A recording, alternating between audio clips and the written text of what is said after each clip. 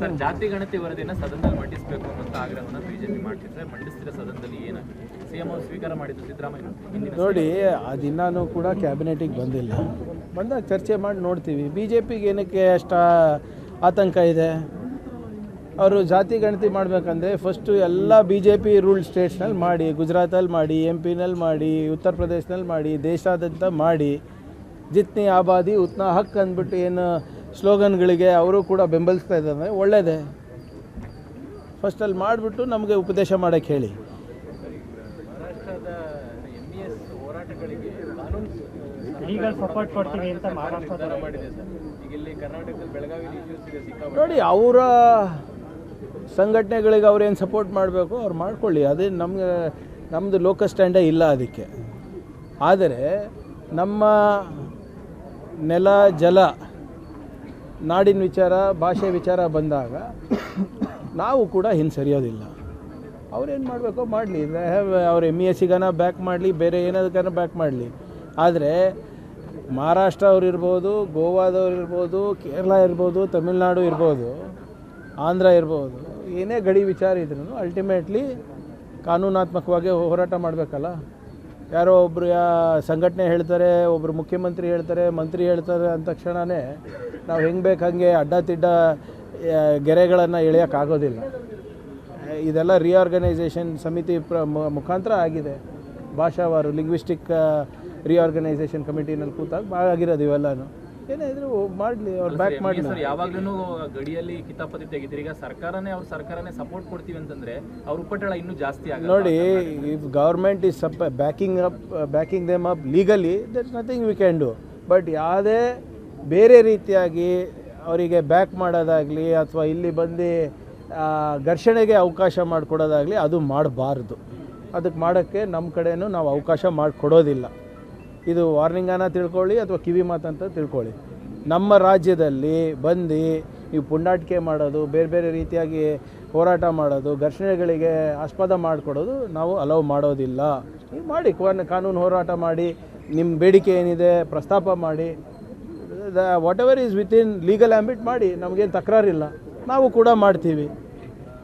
ಹಾಗಂತ ನೀವು ಎಲ್ಲದಕ್ಕೂ ಸಪೋರ್ಟ್ ಮಾಡೋದು as a government is not acceptable. And I am sure Maharashtra ಸರ್ಕಾರದಲ್ಲಿ ಅಷ್ಟು ಪ್ರಬುದ್ಧತೆ, ಅಷ್ಟು ಪ್ರಜ್ಞೆ ಇದೆ ಅಂತ ನಾನು ಭಾವಿಸ್ತಾ ಇದ್ದೀನಿ. ಸರ್, ಅಶೋಕ್ ಅವರು ಪತ್ರ ಬರೆದಿದ್ದಾರೆ, ರೈತರ ಸಾಲ ಮನ್ನಾ ಮಾಡಿ 50,000 ಎಷ್ಟು ಸಾಲ ಇದೆ, 50,000 ಕೆಳಗಡೆ ಇರೋರಿಗೆ ಮಾಡೋಕ್ಕೆ ಹೇಳಿ. ಪ್ರಧಾನಮಂತ್ರಿ ಕೂಡ ಕೇಳಿ, ಯಾರು ಬೇಡ ಅಂದಿದ್ರು. ನೀವು ಮಾಡ್ಬೇಕಂದ್ರೆ ಹೌದು ಸರ್, ನಾವೇ ಈಗ VBG ಗ್ರಾಮ್ಜಿನೂ ನಾವೇ ಮಾಡಬೇಕು. ಕೇಂದ್ರ ಪುರಸ್ಕೃತ ಕಾರ್ಯಕ್ರಮಗಳು ಯಾವುದು ಮೋದಿಯವರ ಹೆಸರಿದೆ ಅದಕ್ಕೆಲ್ಲನೂ ನಾವೇ ದುಡ್ಡು ಕೊಡಬೇಕು. ಜಲ್ ಜೀವನ್ ಮಿಷನಿಗೂ ನಾವೇ ದುಡ್ಡು ಕೊಡಬೇಕು. ರೈತರ ಸಾಲನೂ ಮನ್ನಾ ಮಾಡಬೇಕು ಅಂದರೆ ಮಾಡೋಣ. ಇವ್ರು ಏನು ಮಾಡ್ತಾ ಇದ್ದಾರೆ?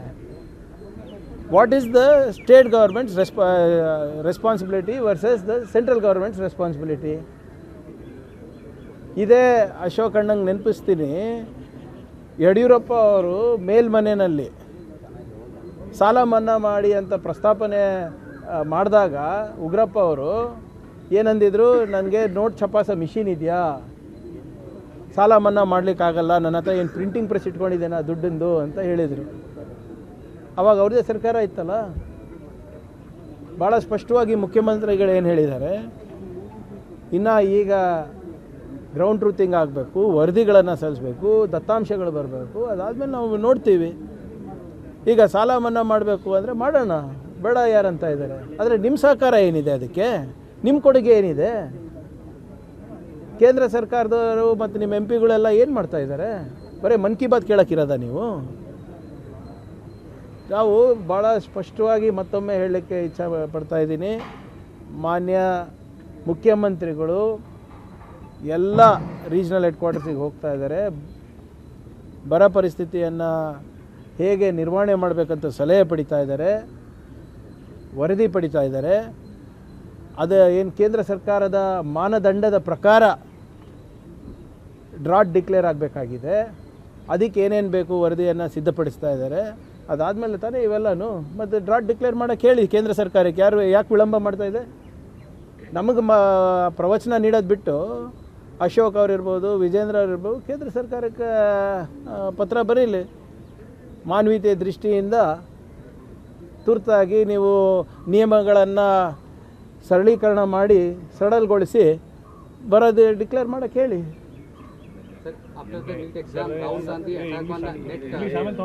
ಸರ್ ನಿನ್ನೆ ಕೆಲವೊಂದು ಜನ ಶಾಸಕರು ಡಿನ್ನರ್ ಮೀಟಿಂಗ್ ಮಾಡಿದ್ದಾರೆ. ಕ್ಯಾಬಿನೆಟ್ ಎಕ್ಸ್ಪಾನ್ಷನ್ ಆಗೋ ಸಂದರ್ಭದಲ್ಲೇ ಒಕ್ಕಲಿಗ ನಾಯಕರು ಅಷ್ಟು ಜನ ನಿನ್ನೆ ಡಿನ್ನರ್ ಸೇರಿದ್ದಾರೆ. ಈಗ ಸೇರಬಾರ್ದಂತ ಏನಪ್ಪ, ಊಟ ಮಾಡೋಕ್ಕೂ ನಿರ್ಬಂಧ ಇದೆ ಅನ್ರಿ ನಿಮ್ಮದು. ಈಗ ನಾವು ಒಂದಿಬ್ರು ಮೂರು ಜನ ಕಾಫಿ ಕುಡಿಯೋಕೆ ಹೋದ್ರೂ ಅದನ್ನು ನೀವು ಸಂಘಟಿತರಾಗ್ತಾ ಇದ್ದಾರೆ ಹೈಕಮಾಂಡ್ ವಿರುದ್ಧ ಅಂತ ನೀವು ಬ್ರೇಕಿಂಗ್ ಹಾಕ್ಬಿಟ್ರೆ ನಾನು ಏನು ಮಾಡಲಿ. ಮೊನ್ನೆ ಡೆಲ್ಲಿಗೆ ಹೋಗಿದ್ದೆ ನಾನು, ಮನೆಗೆ ಹೋಗಿದ್ದೆ, ಅಂದರೆ ಖರ್ಗೆ ಸಾಹೇಬ್ರ ಮನೆಗೆ ಡೆಲ್ಲಿನಲ್ಲಿ. ಬ್ರೇಕಿಂಗ್ ನ್ಯೂಸು,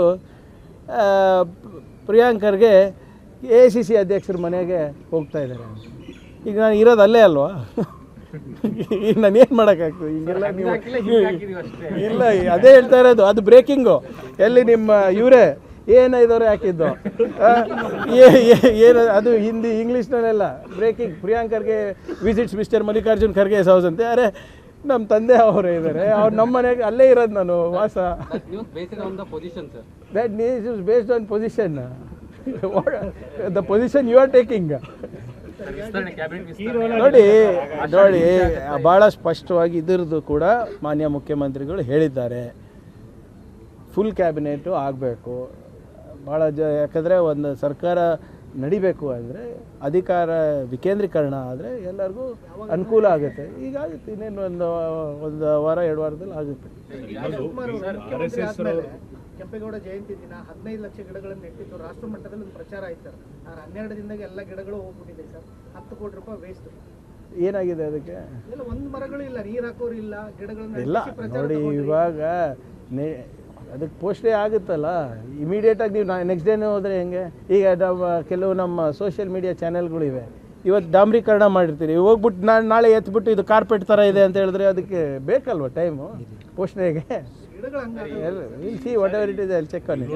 ಹೂಡಿಕೆ ಮತ್ತು ವಿದೇಶಾಂಗ ವ್ಯವಹಾರಗಳ ಸಚಿವಾಲಯ ಮಾಡೋದ್ರ ಬಗ್ಗೆ ತಮ್ಮದು ಏನು ಅಬ್ಜೆಕ್ಷನ್ಸ್ ಇದೆ ಅಂತ ಕೇಳ್ಪಟ್ಟಿದ್ದಾರೆ. ಕ್ಯಾಬಿನೆಟ್ ಅಲ್ಲಿ ಅಬ್ಜೆಕ್ಷನ್ಸ್ ಏನಿಲ್ಲ. ನೋಡಿ ಸಿಎಂಗೆ ಲೆಟರ್ ಬರೆದಿದ್ದಾರೆ. ನೋಡಿ, it is not the question of, ಬೇರೆ ಇಲಾಖೆಗಳಿಗೆ ಏನು ಸಮಸ್ಯೆ ಆಗೋದಿಲ್ಲ ನಮಗೆ. ನೋಡಿ NRIಗಳು ಪ್ರಶ್ನೆ ಅಲ್ಲ ಇದು. ಕರ್ನಾಟಕ ಇವತ್ತು ಜಾಗತಿಕ ಮಟ್ಟದಲ್ಲಿ ಅದರಾದಂಥ ಒಂದು ಛಾಪನ್ನು ಮೂಡಿಸಿದೆ. ನಮ್ಮ ಮಾನವ ಸಂಪನ್ಮೂಲ ಇವತ್ತು ಬೆಂಗಳೂರಿಂದ ಹಿಡ್ಕೊಂಡು ಬಾಸ್ಟನ್ ಇರ್ಬೋದು, ಬ್ರಿಸ್ಬೇನ್ ಇರ್ಬೋದು, ಬ್ರಿಟನ್ ಇರ್ಬೋದು, ಎಲ್ಲ ಕಡೆ ಇದ್ದಾರೆ. ನಾವು ಕೆಲವು ನಿಯಮಗಳು ಅಥವಾ ನೀತಿಗಳನ್ನು ನಾವು ತಂದಾಗ ಬಂಡವಾಳಕ್ಕಾಗಲಿ ಉದ್ಯೋಗ ಅವಕಾಶಕ್ಕಾಗಲಿ ಹೇಗೆ ಅನುಕೂಲ ಆಗ್ಬೋದು ಅಂತ ನೋಡ್ಬೋದು. ಹೌದು, ಅಫ್ಕೋರ್ಸ್ ನೀವು ಬೇರೆ ಬೇರೆ ಡಿಪಾರ್ಟ್ಮೆಂಟಲ್ಲಿ ಕೂಡ ಇದು ನಡೀತಾ ಇದೆ. ಈಗ ನನ್ನ ಡಿಪಾರ್ಟ್ಮೆಂಟಲ್ಲಿ ನಾವು ನಡೆಸ್ತೀವಿ, ಇಂಡಸ್ಟ್ರಿ ಡಿಪಾರ್ಟ್ಮೆಂಟಲ್ಲಿ ಅವ್ರು ನಡೆಸ್ತಾರೆ. ಸೊ ಅದು ಹೊರತುಪಡಿಸಿ ಈಗ ಉದಾಹರಣೆಗೆ ಡೆನ್ಮಾರ್ಕ್ ಅವರು ನಮ್ಮ ಜೊತೆ ಹಾಲು ಉತ್ಪಾದನೆಗೆ ಒಂದು ಇದು ಮಾಡಬೇಕಂತ ಎಲ್ಲಿ ಹೋಗ್ತಾರೆ ಅವರು? ಸೊ ಅದು ಇಂಡಸ್ಟ್ರಿಗೂ ಅವರಿಗೂ ನೇರವಾಗಿ ಬರೋಲ್ಲ, ನಮಗೂ ನೇರವಾಗಿ ಬರೋಲ್ಲ. ಈಗ ನಮ್ಗೆ ಸಂಪರ್ಕ ಮಾಡ್ತಾರೆ ಅಥವಾ MB ಪಾಟೀಲ್ ಅವ್ರಿಗೆ ಸಂಪರ್ಕ ಮಾಡ್ತಾರೆ. ಬಟ್ ನಿರ್ವಹಣೆ ಮಾಡಬೇಕಾದ್ರೆ ಆ ಇಲಾಖೆದವರು. ಸೊ ಎಲ್ಲನೂ ಸೇರೇ ಮಾಡಬೇಕು. ಯಾವ ಇಲಾಖೆಯ ಅಧಿಕಾರನೂ ಕಸ್ಕೋತಾ ಇಲ್ಲ, ಅಥವಾ ಯಾವ ಇಲಾಖೆಯ ಒಂದು ಶಿಷ್ಟಾಚಾರ ಇರ್ಬೋದು ಅಥವಾ ನೀತಿಗಳ ಮೇಲೆ ಕೂಡ ಟ್ರ್ಯಾಂಪಲ್ ಆಗಲಾರ್ದಂಗೆ ನಾವು ಮಾಡ್ತೀವಿ. ಒಂದು ಉತ್ತಮವಾದಂಥ ಇಲಾಖೆ ಬೇಕಾಗಿದೆ ಇದಕ್ಕೆ. ಯಾಕಂದರೆ ಇವಾಗ ಮುಂಚೆ ಥರ ಜಾಗ್ರಫಿಕಲ್ ಬೌಂಡ್ರೀಸ್ ಏನಿಲ್ಲ. ಇವಾಗ ಬಂಡವಾಳ ಇರ್ಬೋದು, ಮಾಹಿತಿ ಇರ್ಬೋದು, ಅಥವಾ ತಂತ್ರಜ್ಞಾನ ಇರ್ಬೋದು, ಅಥವಾ ಎಜುಕೇಷನಿಗಿರ್ಬೋದು.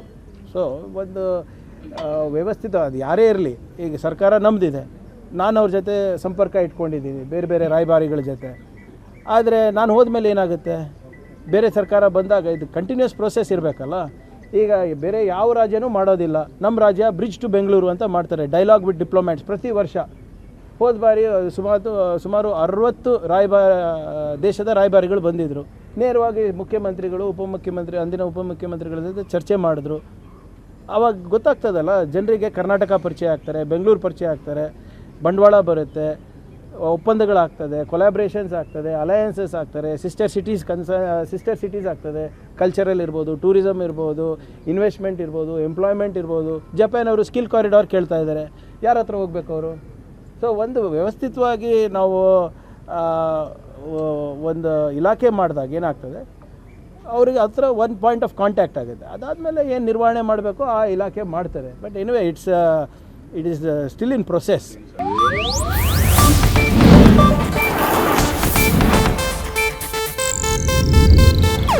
ಇದು ಇದು ಏಷ್ಯಾನೆಟ್ ನ್ಯೂಸ್ ನೆಟ್ವರ್ಕ್ ಪ್ರಸ್ತುತಿ.